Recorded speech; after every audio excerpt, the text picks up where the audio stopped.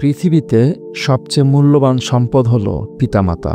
তাদের দোয়া হলো সন্তানের জীবনের সবচেয়ে বড় মূলধন।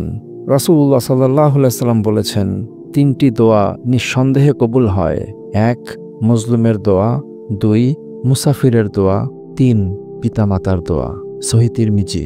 তুমি হয়তো জীবনে অনেক কষ্ট করেছ, চাকরি পাচ্ছ না, রিজিক সংকীর্ণ, স্বপ্ন পূরণ হচ্ছে না। কখনো কি ভেবে দেখেছ তোমার পিতামাতার দোয়া তোমার সঙ্গে আছে তো? পিতার দোয়া সন্তানের জন্য আসমানের দরজা খোলে এবং মায়ের দোয়া সন্তানের ভাগ্যকে বদলে দেয়। যেখানে মানুষের আশা শেষ, সেখানে পিতামাতার দোয়া অলৌকিকভাবে কাজ করে। তাই তাদের খুশি রাখো, তাদের সেবা করো, তাদের জন্য হাত তুলো, কারণ তাদের সন্তুষ্টির মধ্যেই আছে আল্লাহর সন্তুষ্টি। মনে রেখো, তুমি পৃথিবীতে যত বড়ই হও না কেন, তোমার জন্য সবচেয়ে বড় আশীর্বাদ হলো পিতামাতার দোয়ার বরকত।